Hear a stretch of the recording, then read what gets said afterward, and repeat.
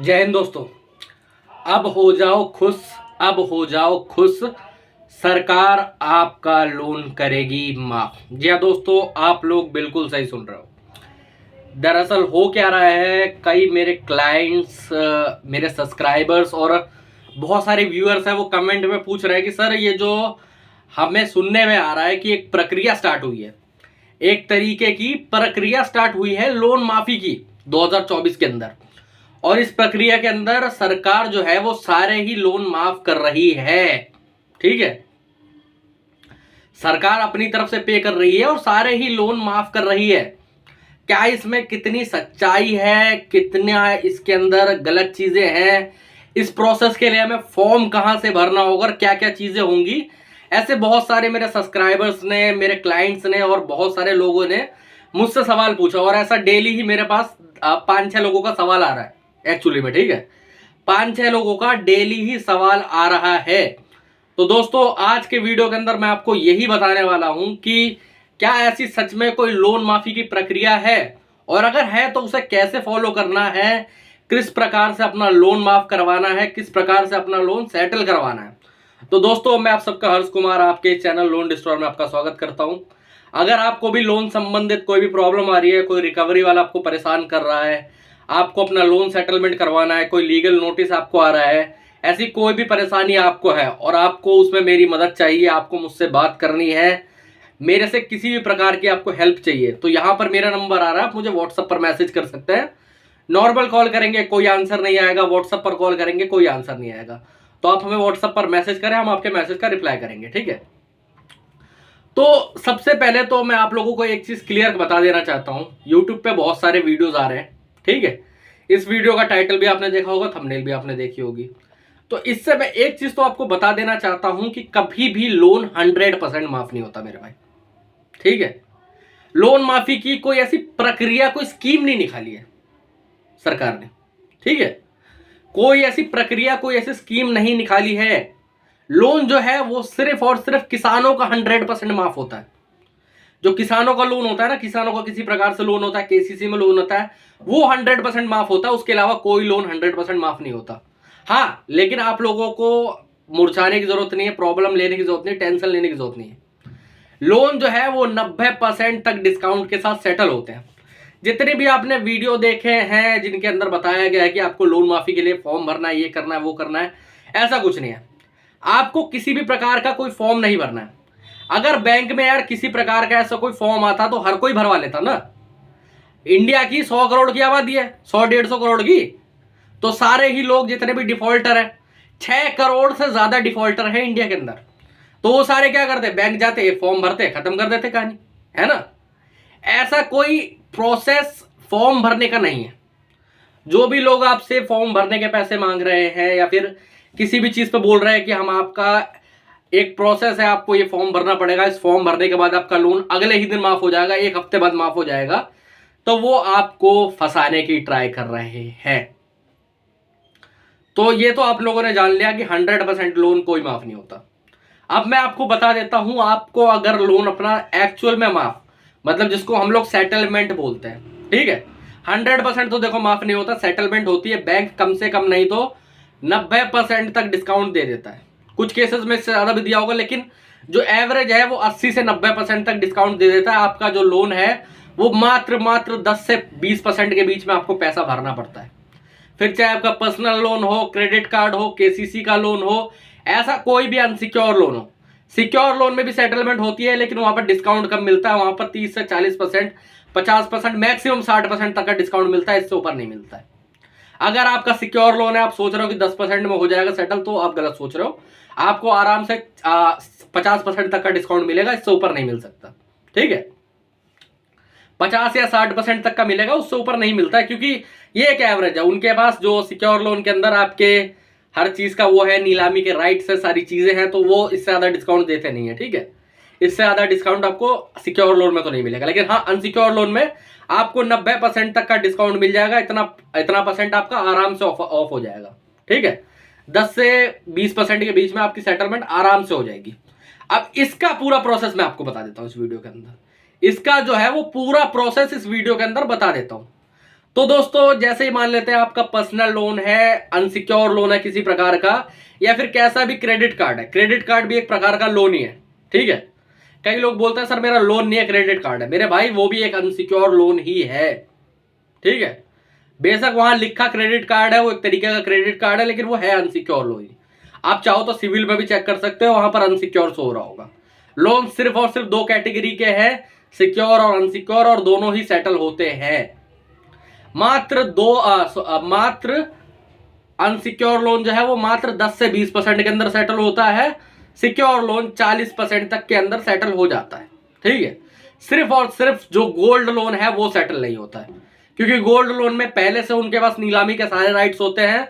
जैसे ही आपके 3 महीने कंप्लीट होंगे वैसे ही वो आपका जो लोन होगा, जो गोल्ड होगा, उसे बेच लेंगे, उसके बाद अपने पैसे रिकवर कर लेंगे और आपको किसी भी तरीके का आपका गोल्ड मिल नहीं पाएगा वापसी, ठीक है। तो गोल्ड लोन सेटल नहीं होता, उसके अलावा सारे ही लोन सेटल होते हैं। अब इनकी सेटलमेंट कैसे करवाई जाए? सबसे पहले तो आपको ये सोचना है कि आपको जो हैरेसमेंट है इनकी, उससे कैसे बचना है। आप सबको मैं एक चीज बता देना चाहता हूं, एक बार अगर आप इनकी हैरेसमेंट को झेल गए, आप इनकी हैरेसमेंट को सही तरीके से, लीगलाइज तरीके से वे में झेल गए, तो उसके बाद आपको कोई प्रॉब्लम नहीं होगी। और जब एक बार आप एक टाइम पीरियड काट लेते हो ना, इनकी हैरेसमेंट झेलने के बाद, सारी चीजें करने के बाद, इनके लीगल नोटिस से नहीं डरते हो, इनकी हैरेसमेंट से नहीं डरते हो और सारी चीजों से नहीं डरते हो, तो उसके बाद फिर बैंक की मजबूरी होती है सेटलमेंट करना। समझ रहे हो?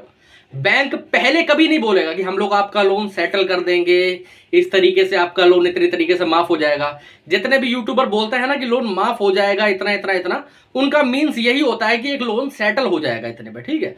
उनका कहना भी गलत नहीं है। अगर डिस्काउंट को अगर हम बोले तो एक तरीके से माफी होती है डिस्काउंट, समझ रहे हो, छूट ही दी जा रही है आपको एक तरीके से, तो उनका कहना भी गलत नहीं है, लेकिन थोड़ा थोड़ा सब में वो रहता है। अब इस प्रोसेस को कैसे करें, ठीक है। इसमें कोई आपको फॉर्म नहीं भरना है, कोई आपको मेल नहीं करनी है, मैं आपको बता देता हूं। अगर आप बैंक पे कोई फॉर्म भरोगे या फिर कोई मेल करोगे तो वहां से जवाब यही आएगा, सर आपने लोन लिया था, कॉन्ट्रैक्ट के मुताबिक आप पैसे पे करवा दीजिए। समझ रहे हो? सर आपने लोन लिया था, कॉन्ट्रैक्ट के मुताबिक आप पैसे पे करवा दीजिए, आपकी किस्त बनती है इतनी। वो यही बोलेंगे, इससे ज्यादा क्या करेंगे? समझ रहे हो? वो यही बोलेंगे, इससे ज्यादा वो और कुछ नहीं करेंगे। अब इस प्रोसेस को फॉलो कैसे करना है मैं आपको बता देता हूं। तो सबसे पहले तो आपका जो लोन है, जो आपका डिफॉल्ट हुआ है, वो एक बकेट की कैटेगरी में रहते हैं, ठीक है। जो पहला बकेट रहता है, पहले मंथ जब आपका लोन डिफॉल्ट होता है तो उसको SMA0 कहते हैं, ठीक है। आपका जो लोन बकेट है वो अभी पहले ही श्रेणी में है, समझ रहे हो। पहले मंथ जो है वो 0 में चल रहा है, जो सेकंड होगा उसमें 1 में चलेगा, फिर सेकंड में, और उसके बाद NPA होगा सीधे, ठीक है। फिर राइट ऑफ, फिर उसके बाद सेटलमेंट। अब कैसे करना है ये? सबसे पहले तो जब आप लोन डिफॉल्ट करोगे तो आपको कॉल्स आना बहुत ज्यादा स्टार्ट हो जाएंगी। फिर चाहे आपका लोन किसी भी प्रकार से हो, चाहे वो सिक्योर हो, अनसिक्योर हो, या फिर कैसा भी हो, आपको कॉल्स बहुत ज्यादा आएंगी। आपको लमसम पहले मंथ के अंदर ही कॉल से आपके ऊपर मेंटली प्रेशर क्रिएट करने की कोशिश करी जाएगी। इनका और कोई मतलब नहीं है, सिर्फ मेंटली प्रेशर। ये कुछ नहीं कर सकते, असलियत में बैंक आपका कुछ भी नहीं कर सकता है लोन ना देने पे, लेकिन ये जो है ये आपको सिर्फ मेंटली प्रेशर क्रिएट करने के लिए करा जाता है ये सब चीजें। इसमें क्या होगा, आपको दिन में कई बार 100 कॉल्स आ जाएंगी। अब इसका छुटकारा कैसे? इसके छुटकारे में 2 तरीके से बताता हूं। दिन में पहला तरीका यह है, लीगलाइज तरीके से एक कॉल उठाओ, लीगलाइज तरीके से बात करो, अपनी प्रॉब्लम समझाओ। वैसे रिकवरी वाला ये प्रॉब्लम तो समझने के नहीं, यही बोलेंगे कि पैसे पे करवा दीजिए सर, आपने बोला था ये डेट थी, डेट इतने दिन चले गए, आप पैसे पे करवा दीजिए। बार बार वही रिपीटर, बार बार वही बात रिपीट करते रहेंगे। समझ रहे हो? अब आदमी क्या होता है, इससे परेशान हो जाता है, बोलता है कि मैंने पिछले कॉल पे भी उठाया था, वो बोलता है तुमने लोन ले रखा है इसलिए हम कर रहे हैं फोन। समझ रहे हो? वो यही बोलेंगे आपने लोन ले रखा है इसलिए हम फोन कर रहे हैं, ठीक है। तो इसका तरीका क्या है? एक तो तरीका है आप कॉल उठाना बंद कर दीजिए, अपनी मेंटेलिटी अच्छी रखिए, कॉल उठाना ही बंद कर दीजिए, कोई जरूरी नहीं कॉल उठाना। अरे कॉल उठाओगे फिर वही बात, सर लोन पे करवा दो, पे करवा दो, पे करवा दो। अरे पैसे नहीं हो तो कैसे पे करवा दें? सोचने वाली बात है ना। और कई बार ये लोग क्या करते हैं, अपने पर्सनल नंबर से फोन करके गाली गलौज करने लगते हैं, बदतमीजी करने लगते हैं। लोन क्यों लिया था? अरे उनके बाप से पूछ के लिया था क्या आपने लोन? जब लोन लिया था आपने डिटेल दी थी कि इस पर्पज से ले रहा हूं लोन, तो इसीलिए बैंक के किसी भी इंप्लॉय का, किसी भी रिकवरी एजेंट का कोई अधिकार नहीं है यह पूछने का कि आपने लोन क्यों लिया था। ऐसे में दो तरीके हैं, अगर आपसे कोई बदतमीजी करता है तो आप वो और बदतमीजी करो, कोई दिक्कत वाली बात नहीं है। थोड़ा बहुत उन्हें भी सिखाओ कि कस्टमर जो है वो अनपढ़ नहीं है, वो जाहिल नहीं है, वो गवार नहीं है, ठीक है। और दूसरा तरीका है, अगर आप बिल्कुल ही नहीं बात करना चाहते हो तो बंद कर दो बात करना, कोई जरूरी नहीं है, ठीक है। एक और तरीका है, आप हमारी कॉल फॉरवर्डिंग की सर्विस भी ले सकते हो। इस सर्विस में क्या है, आपका एक कॉल हो, 100 कॉल हो, 1000 कॉल हो, वो हमारी टीम उठाएगी, आपके बिहाफ पे लीगलाइज तरीके से बात करेगी। यही 2-3 तरीके हैं कॉल्स के, ये मैंने आपको बता दिए, ठीक है। इसके अंदर क्या होता है, लीगलाइज तरीके से जब बात करते हो तो इससे विजिट कम हो जाती है और सेटलमेंट का ऑफर भी जल्दी आ जाता है, हम लोग पहले ही निकलवा के रख देते हैं, ठीक है। दूसरा सबसे बड़ा डर, होम विजिट। होम विजिट हो गई तो इतने पैसे लेके जाएंगे, पूरे पैसे लेके जाएंगे, 100% पैसा देना पड़ेगा। अगर एक बार होम विजिट हो गई तो लीगल कार्रवाई होगी, ये होगा, फलाना होगा, ढिमकाना होगा। मैं आप सबको एक चीज बता देना चाहता हूं, आरबीआई के गाइडलाइंस के मुताबिक जब आप फोन पर बात नहीं कर पाते हो बैंक वालों से, उनका कांटेक्ट आपसे नहीं होता, तब वो लोग होम विजिट करते हैं और आपसे सिर्फ इतना पूछते हैं कि सर पेमेंट कब करवा रहे हो आप, और उसके लिए भी उनको ID card, authorisation letter, DRA का लाइसेंस चाहिए। लेकिन ये रिकवरी वाले क्या करते हैं, 10-10 लोग लेके जाते हैं, कई बार 2-2, 4-4 लोग लेके जाते हैं घर पे। अब इसको कैसे निपटाएं? सबसे पहली बात तो आपको बैंक को पहले ही मेल करने पड़ेंगे सारे कि भाई साहब ये चीजें नहीं होनी चाहिए। अगर कोई रिकवरी एजेंट आ रहा है तो आईडी कार्ड लेके आए, ऑथराइजेशन लेटर लेके आए, डीआरए का लाइसेंस लेके आए, ठीक है। अगर उसके बाद भी वो आता है तो उससे पहले ये सब चीजें मांगे, उसके बाद ही बात करें। अगर उसके पास इनमें से तीनों में से एक चीज भी नहीं है, कुछ मत करो, अपना फोन निकालो, वीडियो कैमरा ऑन करो, वीडियो बनाओ, आईडी कार्ड मांगो, नहीं दिखाता धक्के मार के भगा दो। अगर नहीं जा रहा 112 नंबर पे फोन करो, पुलिस को बुलाओ, आपके पास प्रूफ हो चुका है कि ये मेरे को आईडी कार्ड नहीं दिखा रहा था, मुझे नहीं पता ये कौन है, मेरे घर में घुसने की ट्राई कर रहा था। अरे कोई भी हो सकता है, चोर उचक्का हो सकता है, मोबाइल हो सकता है, कोई भरोसा नहीं, मर्डरर हो सकता है, रेपिस्ट हो सकता है। यार आपके घर में आने की ट्राई कर रहा है ना, बात करने की ट्राई कर रहा है ना, कल को पता नहीं कौन हो वो, है ना। तो इसलिए बिना आईडी कार्ड के, ऑथराइजेशन लेटर के और डीआरए के लाइसेंस के बिना बात करने की कोई भी जरूरत नहीं है, ठीक है। समझ गए? समझ रहे हो ना? बिना डीआरए के लाइसेंस के बात करने की बिल्कुल भी जरूरत नहीं है। आईडी कार्ड होना चाहिए, अगर खाली आईडी कार्ड भी दिखा रहा तब भी बात करने की जरूरत नहीं है। ऑथराइजेशन लेटर है उसके पास, आईडी कार्ड तो बैंक ने 1000 इंप्लॉय को दे रखा है, क्या 1000 इंप्लॉय आपके घर आ सकते हैं? नहीं ना, जो ऑथराइज है वही आ सकता है, तो इसलिए ऑथराइजेशन लेटर जरूरी है, ठीक है। उसके बाद क्या है, जब होम विजिट ऐसी खत्म हो जाएगी, कोई दिक्कत वाली बात नहीं है, 5 मिनट, मुश्किल से मुश्किल 5 मिनट में आपका होम विजिट खत्म हो जाएगा। और बताइए, अगर इसके बाद भी प्रॉब्लम हो रही है, दिक्कत हो रही है, पहले आपको परेशान करके जा चुके होम विजिट में, यहां पर मेरा नंबर आ रहा है, मुझे व्हाट्सएप पर आप मैसेज करें, हम आपकी हेल्प करवाएंगे, ठीक है। अब तीसरा सबसे बड़ा डर, जिसके बाद अगर इस डर को आपने निपटा लिया, उसके बाद सीधे सीधे आपकी लोन सेटलमेंट होगी। क्या है डर? Legal notice. अगर लीगल नोटिस आ गया तो कोर्ट में जाके पूरा पैसा भरना पड़ेगा। अरे मेरे भाई, इन रिकवरी एजेंट को जो आप पे बोलते हैं ना, वो आप उनको घंटा कुछ नहीं पता इस बारे में, समझ रहे हो?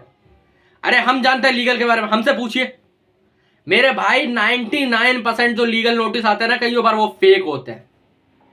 आपको सबसे पहले तो चेक करना है कि लीगल नोटिस किस बारे में है, क्या मुझे उसका जवाब देना है, क्या उसका जवाब देना जरूरी है, अगर जवाब देना तो क्या लिखना है।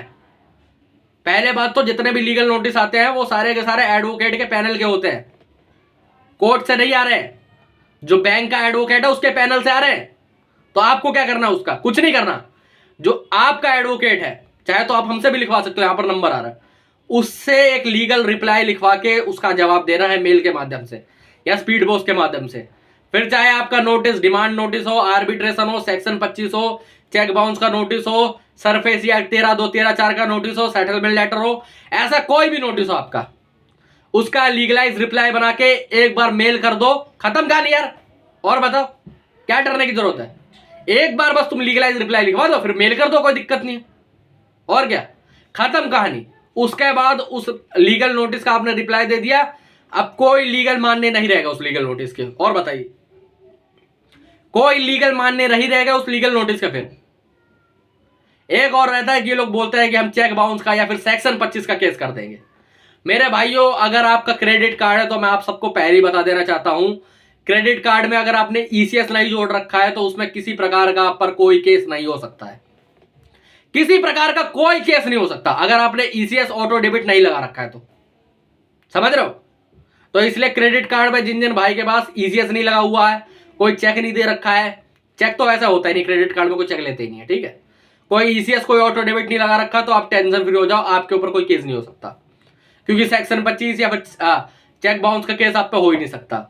और जो पर्सनल लोन वाले भाई है उनको भी डरने की जरूरत नहीं है। 99% कंपनियां चेक बाउंस का या फिर सेक्शन 25 का केस करती ही नहीं है। अगर वो कर भी देती है तो कोई डरने की जरूरत नहीं है। बेल ऑफेंस है, सेम डे बेल हो जाती है, एक बार बेल करवा लो, उसके बाद फिर आराम से सेटलमेंट हो जाएगी, कोई दिक्कत वाली बात नहीं है 10 से 20% में। बस यही चीजें हैं, इन चीजों को फॉलो करो, उसके बाद आपकी लोन सेटलमेंट तुरंत के तुरंत हो जाएगी आराम से। राइट ऑफ के बाद आपको बहुत अच्छी डील मिलेगी, 10 से 20% के बीच में, कोई आपको प्रॉब्लम नहीं होगी, कोई आपको दिक्कत नहीं होगी, ठीक है।